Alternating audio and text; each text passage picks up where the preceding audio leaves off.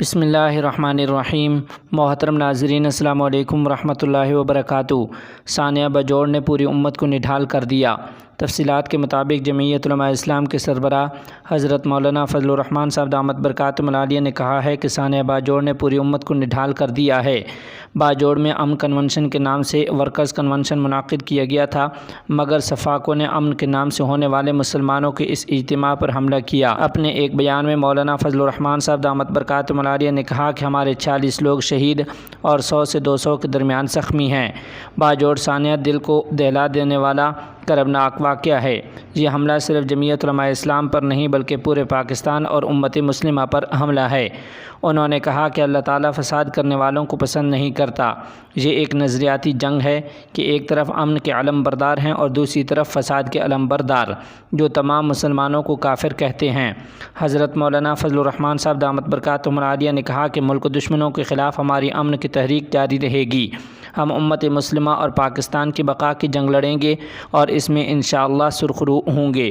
جمعیت علماء اسلام کے سربراہ مولانا فضل الرحمان صاحب دامت برکاتہم العالیہ نے کہا کہ سیاسی محاذ پر جمعیت علماء اسلام ایک مسلمہ قوت ہے۔ ایسے فساد سے ہمارا راستہ روکا جا رہا ہے۔ اس طرح کے واقعات سے جمعیت علماء اسلام کا عوام سے رابطہ توڑا جا رہا ہے۔ انہوں نے کہا کہ ہم مصلحت کے تحت بہت باتیں نہیں کرنا چاہتے، لیکن بالآخر کرنا پڑیں گی۔ واضح کرتا ہوں کہ جمعیت علماء اسلام امن کی جماعت ہے، تحمل اور برداشت کی جماعت ہے، لیکن تحمل اور برداشت کی بھی ایک حد ہوتی ہے۔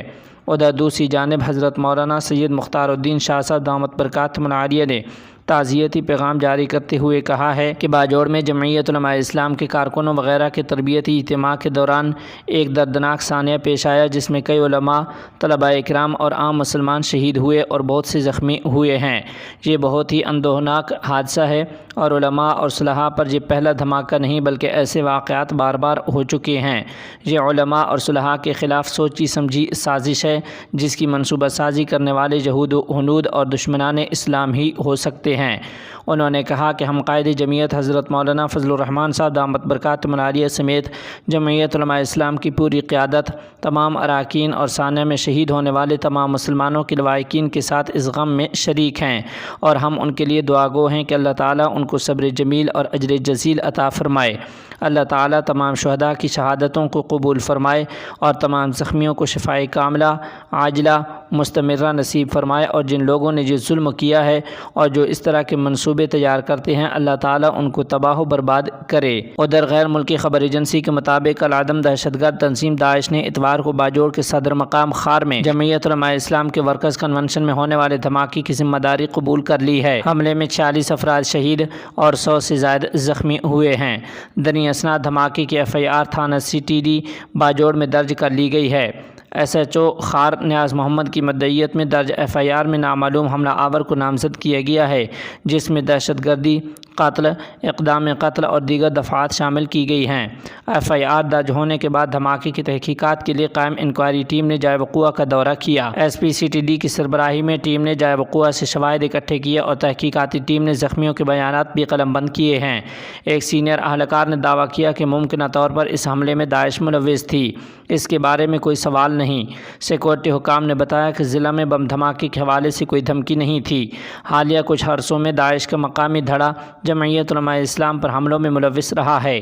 سامنے آنے والی کچھ رپورٹس میں ضلع میں داعش کی موجودگی کا اشارہ ملا تھا۔ حکام نے کہا کہ جون میں انسداد دہشت گردی ڈپارٹمنٹ یعنی CTD نے قبائلی ضلع میں داعش کے 3 افراد کو ہلاک کر دیا تھا۔ واضح رہے کہ باجوڑ حملہ جمعیت علماء اسلام پر 7واں دہشت گرد حملہ ہے۔ جمعیت علماء اسلام کو 2011 میں ایک دن میں 2 مرتبہ نشانہ بنایا گیا تھا۔ بعد میں بھی جمعیت علماء اسلام پر کئی حملے ہوئے۔ 1 اپریل 2011 کو جمعیت علماء اسلام کی جانب سے ثوابی میں ایک جلسہ منعقد کیا گیا تھا، جس میں پارٹی کے سربراہ حضرت مولانا فضل الرحمان صاحب دامت برکاتہم العالیہ نے بھی شرکت کی تھی۔ اس جلسے میں دھماکے سے کم از کم 10 افراد جان سے گئے تھے اور متعدد زخمی ہوئے تھے۔ اسی دن دوپہر کے بعد مولانا فضل الرحمان صاحب دامت برکاتہم العالیہ ضلع چارسدہ میں ایک اور تقریب میں شرکت کے لیے جا رہے تھے کہ راستے میں ان کی ریلی کو نشانہ بنایا گیا تھا، جس میں 13 افراد جان سے گئے تھے اور 30 کے قریب زخمی ہوئے تھے۔ 5 مئی 2013 عیسوی کو پاکستان میں انتخابی مہمات جاری تھیں اور جمعیت علماء اسلام کی جانب سے اسی سلسلے میں ضلع کرم میں جلسے کا انعقاد کیا گیا تھا۔ اس تقریب میں دھماکے کے نتیجے میں 23 افراد جان سے گئے تھے اور متعدد زخمی ہوئے تھے، اور اس کی ذمہ داری TTP نے قبول کرتے ہوئے دعویٰ کیا تھا کہ ان کا ہدف جلسہ نہیں بلکہ کرم کی سیاسی شخصیت منیر اورکزئی تھے۔ جمعیت علماء اسلام کی سیاسی ریلی کو 2014 عیسوی میں بھی کوئٹہ میں نشانہ بنایا گیا تھا اور پولیس کے مطابق شدت پسندوں کا نشانہ مولانا فضل الرحمان صاحب دامت برکاتہم العالیہ تھے۔ اس دھماکے میں 11 افراد جان سے گئے اور 30 سے زائد زخمی ہوئے تھے۔ دھماکے کی ذمہ داری کسی تنظیم نے قبول نہیں کی تھی۔ جمعیت علماء اسلام کے مرکزی رہنما اور خیبر پختونخوا کے سابق وزیر اعلیٰ اکرم خان درانی کی ریلی پر ان کے آبائی ضلع بنوں میں حملہ ہوا تھا۔ اس دھماکے میں وہ خود محفوظ رہے تھے لیکن ان کی سیکورٹی پر مامور 2 گارڈز جان سے گئے تھے۔ سن 2018 عیسوی میں ضلع بنوں میں جمعیت علماء اسلام کے اکرم خان درانی کو ایک بار پھر نشانہ بنایا گیا تھا لیکن وہ محفوظ رہے تھے۔ اس وقت اکرم خان درانی جنوبی وزیرستان میں انتخابی مہم کے سلسلے میں ایک تقریب میں شرکت کر کے واپس بنوں جا رہے تھے۔ پولیس کے مطابق اس دھماکے میں 4 افراد جان سے گئے تھے اور 31 کے قریب زخمی ہو گئے تھے۔ اکرم خان درانی اس وقت حلقہ NA 35 سے قومی اسمبلی کے امیدوار تھے۔ گروگرام میں شرپسندوں کی بھیڑ نے مسجد کے امام کو شہید کر دیا، 2 ساتھی شدید زخمی، مسجد میں آگ زنی۔ تفصیلات کے مطابق گروگرام سیکٹر 57 میں واقع انجمن مسجد میں 1 اگست کو رات قریب 12:30 بجے 200 سے زائد افراد کا ہجوم گھس آیا۔ فسادیوں نے مسجد کے امام حافظ سعد اور ان کے ساتھ موجود 2 دیگر افراد پر مسلسل فائرنگ کی، تلواروں، لاٹھیوں کا استعمال کیا، مسجد میں توڑ پھوڑ اور آگ زنی کی۔ تینوں کو بڑی مشکل سے ہسپتال لے جایا گیا جس میں مسجد کے امام 19 سالہ حافظ سعد جان کی بازی ہار گئے اور دیگر 2 شدید زخمی ہو گئے۔ مسجد کے امام حافظ سعد بہار کے سیتامڑھی ضلع کے مانیاڈیا گاؤں کے رہنے والے تھے اور انہوں نے 6 ماہ قبل یہاں امامت شروع کی تھی۔ مفتی غلام رسول قاسمی کی رپورٹ کے مطابق حافظ سعد کو آج 1 اگست رات 12 بجے کے قریب 200 سے زائد فرقہ پرستوں نے موب لنچنگ کر کے شہید کر دیا اور مسجد کو بھی نذر آتش کر دیا ہے۔ حافظ سعد شہید بہار کے سیتامڑھی ضلع کے ایک چھوٹے سے گاؤں منیاڈا کے رہنے والے تھے۔ گھریلو حالات درست نہ ہونے اور 3 بہنوں کی زندگی سنوارنے کے لیے کم عمری میں تعلیم ترک کر کے 8 ماہ قبل انجمن مسجد میں امامت و اذان اور علاقے کے بچوں کو مسجد میں پڑھانے کے لیے بحال ہوئے تھے۔ بقول ان کی ہمشیرہ کے رات 11:30 بجے بات ہوئی تو کہہ رہے تھے کہ لائٹ کاٹ دی گئی ہے اور مسجد کے باہر واچ مین سمیت پولیس کا دستہ پہرے پر تعینات ہے، لیکن رات 12 بجے ایک ساتھ 200 کے قریب موب لنچنگ کرنے والے مسجد میں سو رہے حافظ سعد اور ان کے 2 ساتھیوں پر ٹوٹ پڑے۔ تینوں کو ہاسپٹل کے ICU میں منتقل کیا گیا جس میں سے حافظ سعد زندگی کی بازی ہار گئے اور 2 ساتھی سخت ترین زخمی ہیں۔ یہاں پر مسجد کے باہر تعینات پولیس اہلکاروں پر سوال اٹھتا ہے کہ آخر وہ کیا کر رہے تھے کہ حافظ سعد اور ان کے ساتھیوں اور مسجد کو نذر آتش ہونے سے نہ بچا سکے۔ دیوبند سے مہدی حسن عینی کہتے ہیں کہ امام مسجد کی شہادت اور مسجد کو آگ کے حوالے کر دینا کھلی دہشت گردی ہے۔ مسجد سے منسلک 2 افراد ICU میں ہیں۔ نو میں ہوئے ہنگامے کو میڈیا نے جس طرح سے پھیلایا اس کی آگ گڑگاؤں میں لگی اور مقصد پورا ہو گیا۔ مہدی حسن عینی کہتے ہیں کہ 2024 کے الیکشن سے قبل اس طرح کے فسادات کا خطرہ تھا، وقت بہت نازک ہے، پورا ہریانہ ان فسادات سے متاثر ہے۔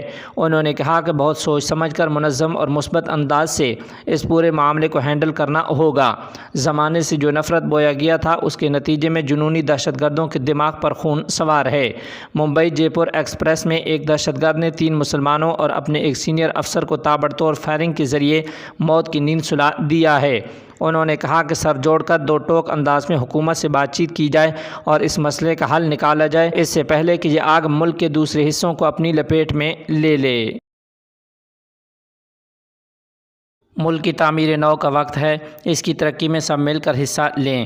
تفصیلات کے مطابق گورنر صوبہ لوگر، ڈپٹی گورنر و دیگر صوبائی حکام سے ملاقات میں نائب وزیر اعظم برائے سیاسی امور مولوی عبدالکبیر حفظہ اللہ نے کہا ہے کہ اب ملک کی تعمیر کا وقت ہے، اس کی ترقی میں سب مل کر حصہ لیں۔ ان کے پریس آفس نے آج خبر دی ہے کہ وزارت خارجہ کے سیاسی نائب مولوی عبدالکبیر نے صوبہ لوگر کے گورنر، ڈپٹی گورنر اور تمام محکموں کے سربراہان سے ملاقات کی ہے۔ اس ملاقات میں لوگر کے گورنر مولوی قدرت اللہ امینی نے کہا کہ لوگر کے عوام نے ملک میں اسلامی نظام کے لیے بہت قربانیاں دی ہیں اور اس کی بقا کے لیے مزید قربانیاں دینے کے لیے تیار ہیں۔ انہوں نے نائب وزیر اعظم کو صوبہ لوگر کی سیکورٹی اور سماجی و معاشی صورتحال کے بارے میں معلومات فراہم کیں اور کہا کہ مذکورہ صوبے میں تمام سول اور ملٹری محکموں کا کام تیزی سے جاری ہے اور انفراسٹرکچر پر خصوصی توجہ دی گئی ہے۔ انہوں نے صوبے کی سطح پر بہتر ہم آہنگی کے قیام کا بھی ذکر کیا اور امارت اسلامیہ کے عمائدین سے صوبہ لوگر کی طرف مزید توجہ دینے کا مطالبہ کیا ہے۔ مولوی عبدالکبیر نے کہا کہ افغانوں کی جدوجہد اسلامی نظام کے لیے تھی اور آج الحمدللہ اسلامی نظام قائم ہو چکا ہے۔ نائب وزیر اعظم نے کہا کہ اب ملک کی ترقی کا وقت ہے اور ہم سب کو اس کی ترقی میں حصہ لینا چاہیے۔ انہوں نے صوبہ لوگر کے معاملات بہتر بنانے کے لیے صوبے کی قیادت کو ضروری ہدایات جاری کیں اور یقین دلایا کہ ان کے مسائل اور تجاویز پر غور کیا جائے گا۔ امارت اسلامیہ کے وفد کی بلیک لسٹ کے خاتمے اور بینکوں کے ذخائر کے اجراء کی تاکید۔ تفصیلات کے مطابق امارت اسلامیہ افغانستان کے وفد نے امریکہ کے خصوصی نمائندے سے ملاقات میں اس بات پر زور دیا کہ اعتماد سازی کے لیے بلیک لسٹ کا خاتمہ اور بینکوں کے ذخائر کی بحالی ضروری ہے۔ یہ خبر امارت اسلامیہ افغانستان کی وزارت خارجہ کے ترجمان عبدالقہار بلخی نے آج دی ہے۔ امارت اسلامیہ افغانستان کے وفد کی سربراہی وزیر خارجہ مولوی امیر خان متقی حفظہ اللہ نے کی، جس میں وزارت خزانہ اور افغانستان بینک کے نمائندوں کے علاوہ افغان سفارت خانے اور سیاسی دفتر کے حکام نے شرکت کی۔ قطر نے افغانستان کے لیے امریکہ کے خصوصی نمائندے ٹام ویسٹ اور 15 رکنی اعلیٰ سطحی وفد کے ساتھ بھی شرکت کی۔ مختلف اداروں سے تعلق رکھنے والے ان کے ساتھیوں نے مسلسل 2 دن تک سماجی اور تکنیکی کمیٹیوں کی سطح پر بات کی ہے۔ اس ملاقات میں دونوں فریقین کے درمیان اعتماد سازی، اس سمت میں عملی اقدامات، بلیک لسٹ کے خاتمے اور پابندیاں اٹھانے، افغانستان بینک کے ذخائر آزاد کرنے، افغانستان کا معاشی استحکام برقرار رکھنے، منشیات اور انسانی حقوق کی خلاف ورزیوں پر تبادلہ خیال کیا گیا۔